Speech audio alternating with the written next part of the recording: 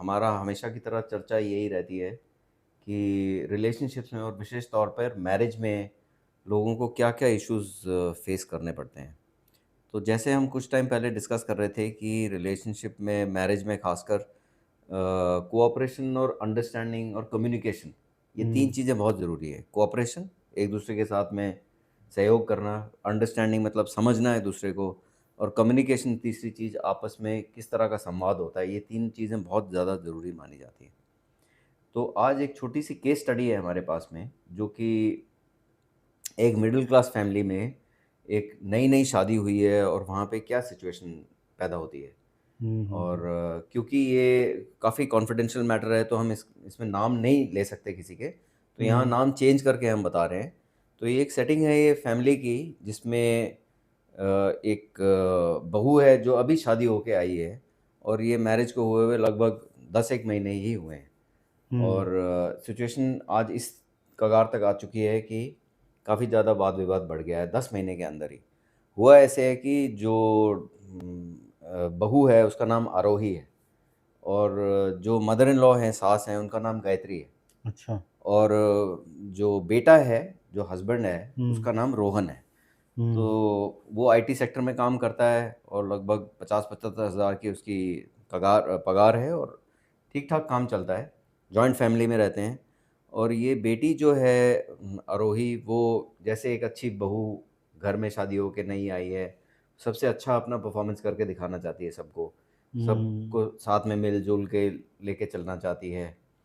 Mother in law भी ये चाहती है कि सब लोग एक जैसे साथ में रहें। और जैसा कि एक इंडियन घर के अंदर एक बेटे की परवरिश होती है, यही समझाइश होती है कि माता-पिता का हमेशा लुक आफ्टर करना है। तो हुँ, ज़ाहिर है इसमें पढ़ा-लिखा होने के बावजूद भी बेटा माता-पिता के साथ में ही रहना पसंद करता है, हुँ। और वो नहीं चाहता कि कोई ऐसा कोई वाद-विवाद खड़ा हो, और बहू भी यही चाहती है। हाँ, बिल्कुल। लेकिन जाने-अनजाने में कहीं न कहीं स्थितियाँ ऐसी रोज़-रोज़ की रोज़मर्रा की जीवन में ऐसे बनती जाती हैं कि सिचुएशन यहाँ तक आ जाती है कि विवाद कुछ बड़ा दिखने लग जाता है। तो यही हुँ, आज हुँ, की स्टोरी है।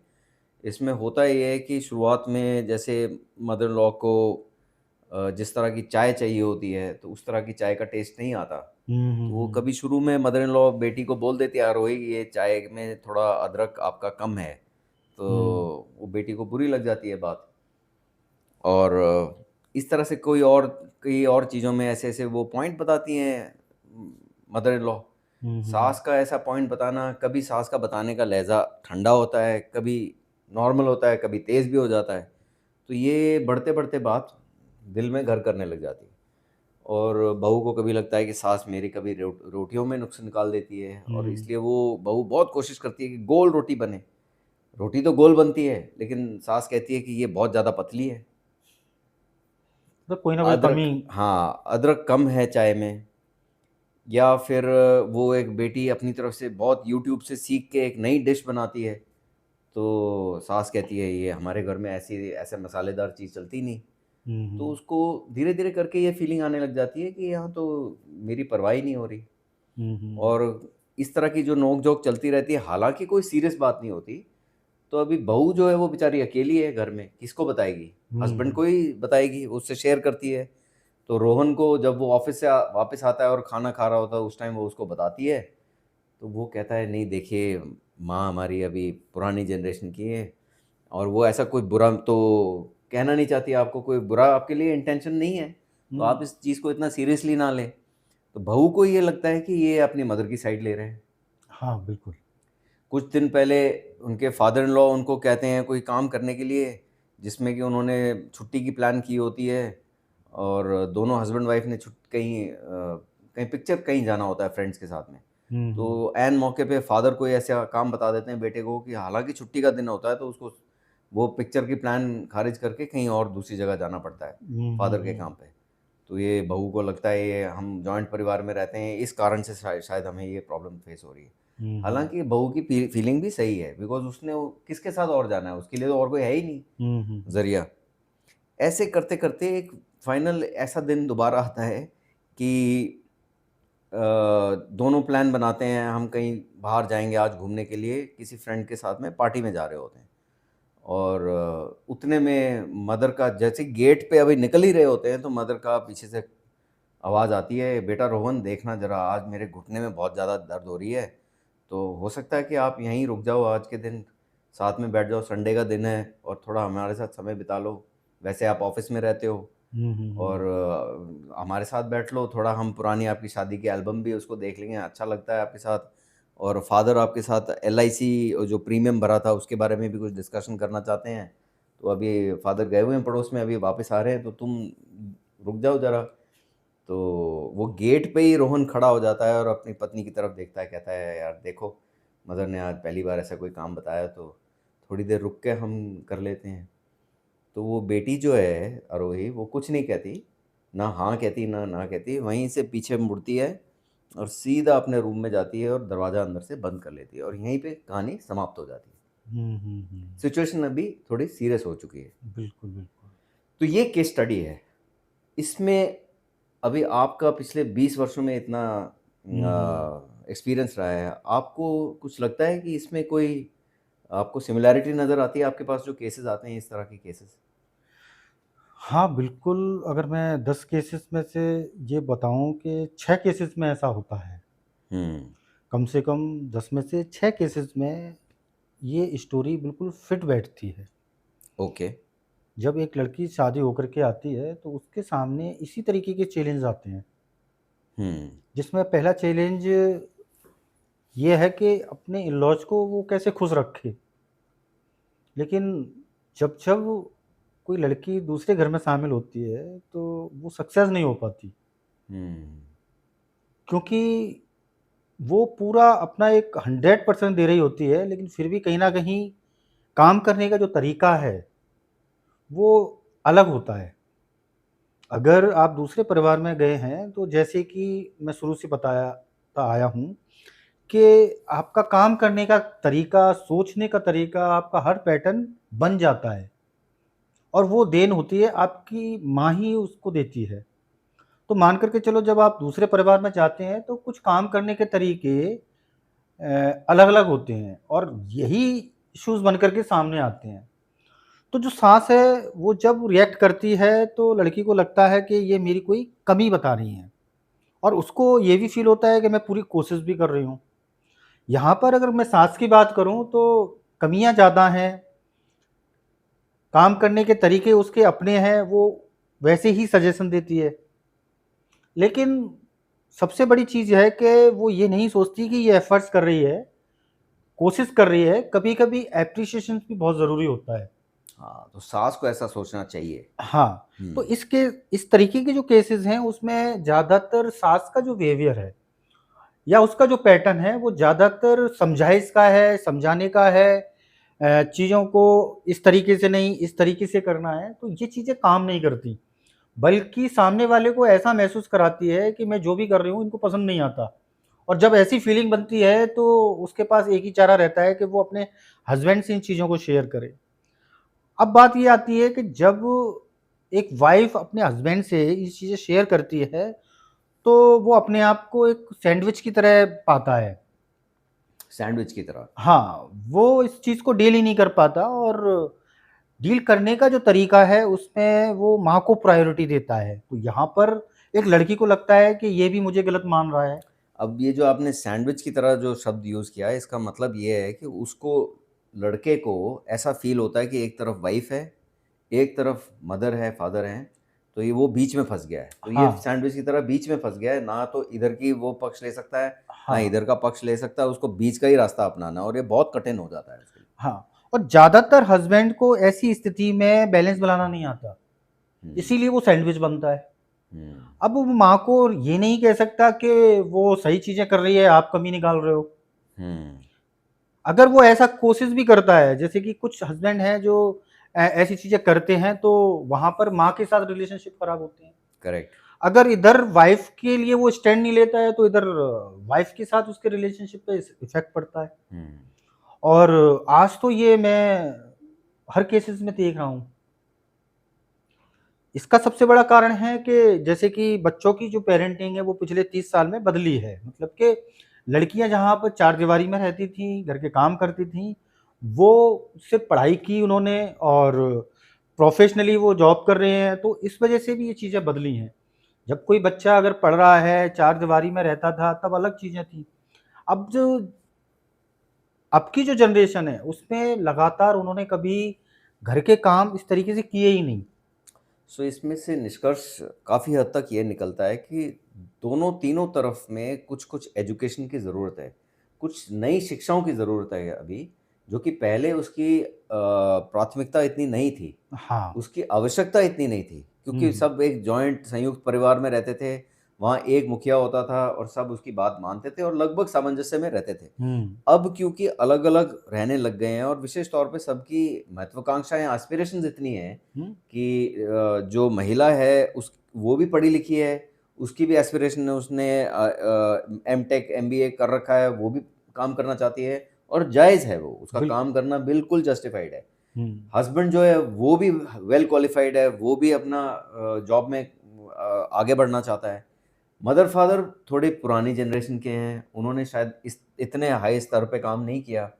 तो एक तो बाहर प्रोफ़ेशनल भी उनको जो हस्बैंड-वाइफ नए वाले हैं, उनको बाहर प्रोफ़ेशनल फ्रिक्शन भी बहुत फ़ेस करना पड़ता है प्रोफ़ेशनल लाइफ़ में। हुँ, जब हुँ, घर के अंदर आते हैं, तो वहाँ जो यंग जो बहू है, उसको फ़ील होता है कि सब कुछ मेरे सिर पे ही डाला हुआ है। हुँ, हुँ, जो मदर-फादर हैं, उनकी एक्सपेक्टेशन कुछ बनी हुई है पहले ज़माने वाली, हुँ, कि हुँ, ये दोनों बच्चा-बच्ची अभी हमारी लुक आफ्टर करेंगे, हमारी बात मानेंगे, लेकिन वो होता हुआ दिखता नहीं है। हुँ, और हुँ, अगर हो भी रहा है, तो ये थोड़े-थोड़े छोटे लेवल की नुक्ताचीनी से वो बात सँभलती नहीं है। बिल्कुल। तो यहाँ पे नई शिक्षा की ज़रूरत है। तो ये हम जानें कि किस तरह की शिक्षा की ज़रूरत है सास के लिए, किस तरह की शिक्षा की ज़रूरत है बेटे के लिए, जिसने हुँ, सँभालनी है दोनों चीज़? देखिए, हर किसी के लिए शादी का जो एक्सपीरियंस होता है, वो पहला-पहला होता है। हुँ, अगर फैमिली स्ट्रक्चर देखें, तो ज़्यादातर हमारी फैमिलीज़ में 1 लड़का या 1 लड़की या 2 लड़के या 2 लड़की, ये शायद किसी फैमिली में 2 से ज़्यादा बच्चे होते हों। तो आज की स्थिति देखें तो लगभग हम हमारा देश शिक्षित है हुँ, हुँ। और इसको हम विकास कहते हैं, येस, क्योंकि हमारे देश में शिक्षा का जो स्तर है वो पिछले 40 सालों में काफ़ी बढ़ा है। ठीक है। आज ये कह सकते हैं कि हमारा देश पूरी तरह से शिक्षित है।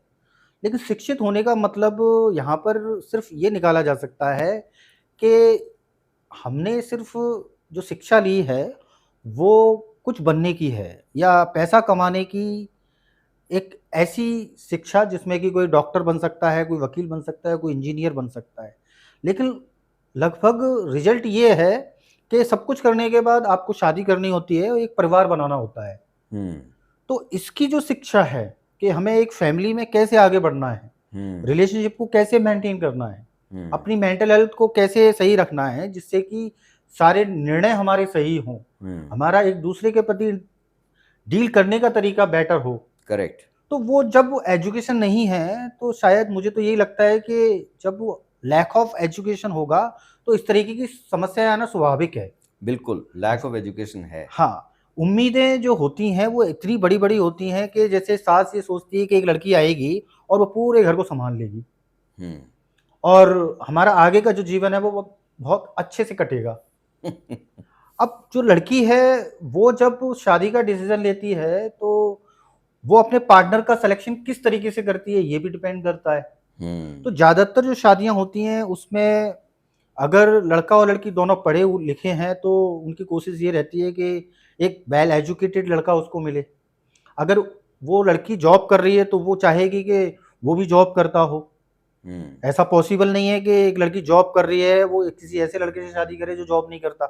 हुँ, आज से 40 साल पहले पुरुष ऐसा था कि उसकी वाइफ जॉब करती हो, नहीं करती हो, तो भी वो शादी करता था। तो ये एक फ़र्क भी बहुत बड़ा आया है कि जब हम शादी का डिसीज़न लेते हैं, तो चाहे लड़का हो, चाहे लड़की हो, वो अपने से ऊपर ही सारी चीज़ें देखती है। दोनों पक्षकार चाहते हैं कि अगला व्यक्ति जो है वो अर्निंग मेंबर हो। हाँ, दोनों ही चाहते हैं हाँ, आज की स्थिति में, ठीक है।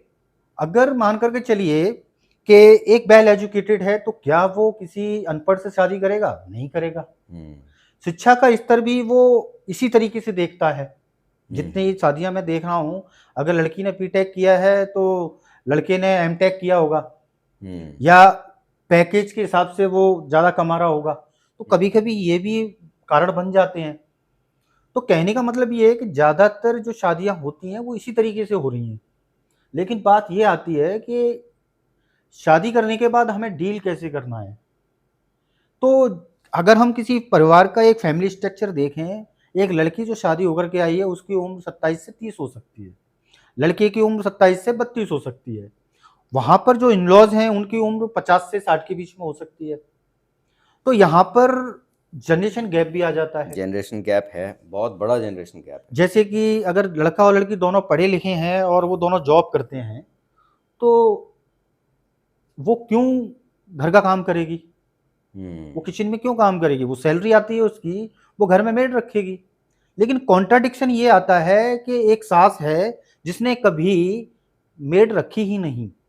तो यहाँ कॉन्ट्रडिक्शन ये आता है कि एक पढ़ी-लिखी लड़की है जो मेड रख रही है और घर का काम नहीं कर रही है। तो यहाँ कॉन्ट्रडिक्शन आता है सास-बहू के अंदर। हुँ, आज जितने भी मामले आ रहे हैं वहाँ पर एक लड़की बोलती है कि सर मेरा पैकेज 2 लाख रुपए का है, हुँ, तो क्या मैं एक मेड नहीं रख सकती? लेकिन हुँ, मेरी सास है वो ये कहती है कि हमने कभी किसी के हाथ का खाना नहीं खाया। हुँ।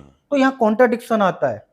कॉन्ट्रडिक्शन इसलिए सबसे ज़्यादा बढ़ रहा है बिकॉज़ जो आपने बात रखी है अभी जनरेशन गैप की, जनरेशन गैप का तात्पर्य ये है कि दोनों के ऐज में फ़र्क है और सिर्फ़ ऐज में ही फ़र्क नहीं है, दोनों के मूल्यों में भी फ़र्क है। बिल्कुल। जो माता-पिता हैं और जो पति-पत्नी हैं नए वाले, उन लोगों के जिस तरह के वातावरण में अलग-अलग वातावरणों में परवरिश हुई है, वो 50-60 साल वाले उनके जिस वातावरण में, जिस युग में उनकी परवरिश हुई है, उसमें मूल्य कुछ और थे। हुँ, ये माता-पिता समझते थे कि हमें अपनी यंगर जनरेशन से देखभाल करने को मिलेगा। हुँ, हुँ। अब वाले जो न्यू जनरेशन वाले हैं, वो शायद इन मूल्यों के ऊपर नहीं चलते। अगर चलते भी हैं तो उनके ऊपर बहुत सारे और ऐसे इनपुट्स काम कर रहे हैं, ऐसे प्रभाव चल रहे हैं जिसमें कि ये चीज़ सेकेंडरी हो जाती है। ये प्राथमिकता नहीं रखती कि हमने माता-पिता को देख-रेख करना ही है, उनकी हर बात को मानना ही है। क्योंकि बहुत से लोग उनको ऐसा एडवाइस भी देते हैं कि आपको ज़रूरत नहीं है कि माता-पिता की हर बात मानी जाए। ऐसे एडवाइस देने वाले बहुत हैं। नहीं, इस जनरेशन गैप की वजह से देखिए कुछ चीज़ें मानसिक स्तर पे बदली हैं। हाँ, जैसे कि अगर मैं पैसा कमा रहा हूँ, तो उसका इस्तेमाल मैं कैसे करूँ? यस, तो हमारे बुज़ुर्ग हैं, उन्होंने जब पैसा कमाया, तो उन्होंने सेविंग ज़्यादा की। उन्होंने पैसे का इस्तेमाल अपनी सुख-सुविधाओं पे थोड़ा बहुत किया। करेक्ट। जैसे कि बर्तन धोना, किचन के काम, खाना बनाना, इनको उन्होंने अपने हिसाब से किया। और आज की जनरेशन है कि अगर वो पैसा कमाती है, तो वो हर चीज़ पैसे से तौलती है और वो एक सहूलियत के रूप में इस पैसे का इस्तेमाल करती है। और ये स्वाभाविक है कि कोई अगर 10 बजे से लेके शाम तक, लड़का हो चाहे लड़की हो, अगर जॉब करेगा, तो क्या वो ऐसी स्थिति में होगा कि शाम को वो खाना बना पाए? हुँ, पहले की जो महिलाएँ थीं, वो हर चीज़ सह लेती थीं, या ये कहें कि उन्होंने अपने माँ के घर में भी ये सारी चीज़ें देखी और वहाँ पर भी किया, तो शादी के बाद उनको ये प्रॉब्लम नहीं आई। लेकिन आज अगर कोई लड़की शादी होकर के आ रही है और शादी से पहले उसने कभी कोई अपने घर में ज़्यादा काम नहीं किया, जैसा कि ससुराल में करना पड़ता है, तो स्थिति बदलेगी ही बदलेगी। ये आपकी बात बहुत सही है कि अक्सर जो आजकल के जो पेरेंट्स हैं, माता-पिता हैं, जिनकी एज 50-60 के बीच में है, वो आपको ये कहते हुए मिलेंगे आम तौर पे कि हमारी बेटियों को ज़्यादा अभी किचन में काम करना नहीं आता है। क्योंकि पुराने ज़माने में बेटियों को शिक्षित ही इस तरह से किया जाता था कि आपने दूसरे घर में जाना है और आपको खाना बनाना आना ही पड़ेगा। ये पुराने ज़माने के मूल्य थे और सही थे। हुँ, हुँ। आज भी वो मूल्य सही हैं। हुँ, सही होने के बावजूद भी नेक्स्ट जनरेशन इसको कितना फ़ॉलो कर रही है, नहीं कर रही है, ये उनके ऊपर निर्भर है। हुँ, आपका काम था इसको एक दफ़ा बता देना और मूल्यों को उनके अंदर डालना, लेकिन वो कितना फ़ॉलो करेंगे, ये आपके कंट्रोल में नहीं है। हुँ, इस चीज़ हुँ। को हमें थोड़ा कुछ हद तक हज़म करना भी है। देखिए, बिना किसी बायस हुए, मान लीजिए एक लड़की है जो जॉब करती है और एक वो लड़की है जो जॉब नहीं करती, हाउसवाइफ़ है। तो जो जॉब करती है अगर वो मेड रखती है तो ये सही है किसी हद तक। और एक हाउसवाइफ़ है, वो घर को सँभाल रही है, खाना बना रही है, तो ये भी एक सही सामाजिक मूल्यों में आएगा। क्योंकि अगर एक पैसा कमा रही है, वो अपना वक़्त 8 से 10 घंटे अपने काम पर दे रही है, तो ये सही है कि वो एक मेड रखे। जहाँ पर एक हाउसवाइफ़ है और वो घर का काम कर रही है, तो ये भी ठीक है। लेकिन ये चीज़ें अव्यवस्थित हो रही हैं। जब एक लड़की दूसरे के घर में देखती है कि वहाँ मेड आ रही है, तो उसकी भी इच्छा होती है कि वो मेड रखे। बिल्कुल। तो थोड़ा बहुत जब चीज़ें बदलती हैं, समाज में चीज़ें बदलती हैं, जैसे मान लीजिए 30 साल में क्या बदला कि हम एजुकेटेड हुए, तो उस हिसाब से कुछ समस्याएँ भी आईं। अब इन समस्याओं का नहीं, निराकरण अगर हम सकारात्मक रूप से करें, करेक्ट। एक्सेप्टेंस के साथ करें, अगर सकारात्मक रूप से होना बहुत ज़रूरी है। जैसे कि सास ने कभी मेड नहीं रखी और खुद ही काम किया, और जो बहू चुन करके वो लेके आई है, जब उसको पता है कि वो पढ़ी लिखी है, जॉब करती है, तो वो पैसे का इस्तेमाल ऐसे कर सकती है, तो इसमें उसको कोई कॉन्ट्रडिक्शन नहीं ऑब्जेक्शन, होना चाहिए, हाँ, नहीं ऑब्जेक्शन होना नहीं होना चाहिए, चाहिए। नहीं होना चाहिए। लेकिन वो एक्सेप्ट नहीं कर पा रही हैं। नहीं कर पा रही हैं, और इसी में हम शुरुआत, हमने, अगर आपको याद हो तो हमने शुरुआत यहीं से की थी कि क्या नए शिक्षण प्रशिक्षण की ज़रूरत है, और इसमें हम मानते हैं कि प्रशिक्षण की ज़रूरत है। किसी भी चीज़ में, किसी भी स्टेज में, किसी भी आयु में प्रशिक्षित होना कोई बुरी बात नहीं होती। अक्सर हमें जीवन में आगे बढ़ते-बढ़ते कई नए दौरों से गुज़रना पड़ता है, जिसमें नया प्रशिक्षण लेना ज़रूरी है, और व्यवहार का प्रशिक्षण लेना बहुत ज़्यादा ज़रूरी हो गया आज की डेट में। बिकॉज़ पहले से कहीं ज़्यादा लोगों के पास में सोशल मीडिया से, इंटरनेट से, टीवी से इनपुट्स इतने ज़्यादा हैं कि पहले के ज़माने से बहुत ज़्यादा हैं। इसलिए मेंटल हेल्थ के इश्यूज़ भी इसीलिए आते हैं। बिल्कुल है। तो इसको अवॉइड करने के लिए प्रशिक्षित होना, और हमारा सवाल फिर से वहीं वापस आ जाता है कि ये जो प्रशिक्षण है वो क्या है? पेरेंट्स चंद एक ऐसी कौन-सी चीज़ें करें जिससे कि घर में सामंजस्य बैठा जाए? जैसे एक एक पॉइंट मैं ये समझ सकता हूँ कि उनको थोड़ा-सा ब्रॉड माइंडेड होना पड़ेगा, थोड़ा अपनी सोच को और फैलाना पड़ेगा, बड़ा करना पड़ेगा कि ये नई जनरेशन है, ये अपने तौर से चल सकते हैं, चलने में सक्षम है, और इससे ऐसे काम करने से कोई बहुत ज़्यादा कोई हानि नहीं पहुँच रही है किसी को। अगर ये ऐसे अपने आप को समझाएँ, तो उसमें आराम आ सकता है। दूसरा एक आध्यात्मिक पॉइंट भी है, वो मैं बाद में बात करूँगा, बट आपसे जानना चाहेंगे, आपको क्या लगता है कि जो पेरेंट्स हैं, उनको क्या और पॉइंट मद्देनज़र रखने चाहिए ताकि घर में टकराव कम हो, इन छोटी-छोटी चीज़ों से? मेड रखी या नहीं रखी, किस तरह से क्या काम बनाया, किस तरह से रोटी बनाई, नहीं बनाई, ये बहुत छोटी-सी चीज़ें हैं। इन सब के पीछे एक भाव होता है, वो भाव कैसा बनाएँ? हुँ, क्योंकि हुँ। इसमें पेरेंट्स का बड़े होने के कारण से कुछ मैच्योरिटी ज़्यादा होती है, उनको समझना होता है ये। देखिए, परिवार में जो भाव की बात आप कर रहे हैं, वो भाव कैसे बनेगा? जैसे कि हर कोई ये कहता है कि सास माँ नहीं बन सकती, है ना? बहू बहू रहेगी, बेटी नहीं हो सकती, और ये सब चीज़ें भाव की ही बात हैं। इसमें मुझे एक केस याद आ रहा है, एक लड़का था जिसने लव मैरिज की, और दोनों ही डॉक्टर हैं। शादी को 7 साल हो गए, 5 साल की बेटी है, और 7 साल से एक सबसे बड़ा इश्यू यही है कि जब वो अपने क्लिनिक से आती है, तो उसे जब वो घर अपने ससुराल में घर पहुँचती है, तो उसको कोई पानी भी नहीं देता, चाहे तो बहुत दूर है।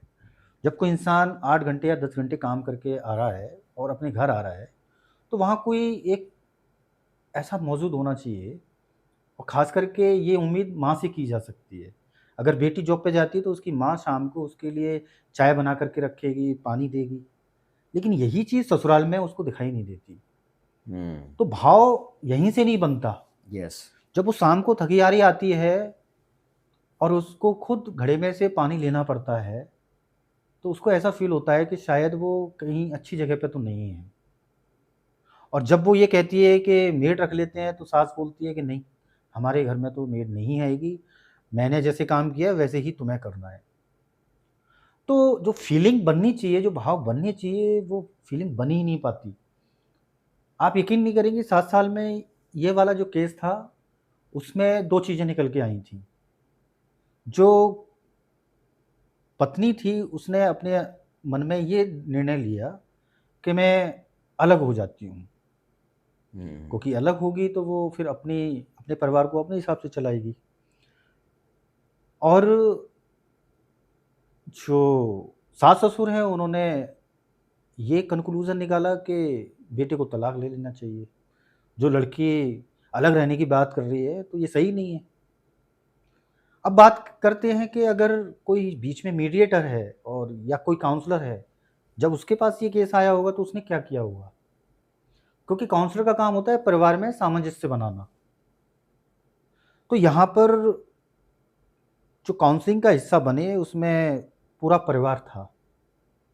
पूरा परिवार काउंसलिंग के लिए आया, बिल्कुल। जो कि अपने आप में ही बहुत सराहनीय बात है, हाँ, बिकॉज़ कोई आते नहीं हैं लोग आम तौर पे। और इसमें सबसे बड़ी बात ये है कि इसमें सास का भी सेशन हुआ, ससुर का भी सेशन हुआ, इसमें पत्नी के भी सेशंस हुए, इसमें पति के सेशंस हुए, तो जेठ-जेठानी। सास-ससुर ने, जो कि मिडल एज 50-60 की एज होगी, उन्होंने आपसे आके काउंसलिंग के सेशंस लिए। जी। ये सराहना की बात है। हाँ, ओके। तो जब पूरा परिवार पार्टिसिपेट करता है तो ज़्यादातर काउंसलिंग सेशन सक्सेस होते हैं। क्योंकि जो भाव की हम बात कर रहे हैं, वो एफर्ट्स से दिखते हैं। हुँ, जैसे कि हस्बैंड अगर स्टैंड लेता है, तो पत्नी के मन में एक फीलिंग क्रिएट होती है। हुँ, जैसे कि हस्बैंड जब अपनी माँ-बाप को प्रायोरिटी देता है, तो वहाँ एक कॉन्फ्लिक्ट बनता है। पत्नी को लगता है, ये मुझे प्रायोरिटी नहीं दे रहा। हुँ। तो फीलिंग बनाने के लिए ये बड़ी-बड़ी चीज़ें बहुत ज़रूरी हैं, जो है तो शब्द लेकिन ये फीलिंग क्रिएट करते हैं। बड़ी चीज़ें जैसे कि? जैसे कि अगर वाइफ़ को ये लगने लगे कि मेरा हस्बैंड अपने माँ-बाप के सामने मेरे लिए सपोर्ट करता है, स्टैंड लेता है, कोई गलत चीज़ हो रही होती है। तो उसको क्या करना चाहिए मोटे तौर पे? हम देखिए, एक लाइन में किसी चीज़ को टिप्स देना ये मुश्किल है, ये हर किसी पे काम नहीं करता। करेक्ट। तो मेरे पास थोड़ा-सा टिप्स नहीं निकल पाती हैं कि ऐसी क्या चीज़ें करनी चाहिए, लेकिन हाँ, लेकिन मोटे तौर पे जो हम समझने की कोशिश कर रहे हैं, ब्रॉड गाइडलाइंस यही हैं, जो कि बहुत अच्छी बात पवन जी ने बोली कि अगर वो फ़ील नहीं कर पाता, तो फिर वो डील भी नहीं कर पाता। हुँ, तो सबसे पहली चीज़ है कि एम्पैथी होना, अंडरस्टैंडिंग होना बहू के लिए, जो आपकी वाइफ़ हैं, अभी न्यूली मैरिड हैं, अपने घर को छोड़ के आई हैं, अकेली रह रही हैं, उसके लिए फ़ीलिंग जगाना ज़रूरी है।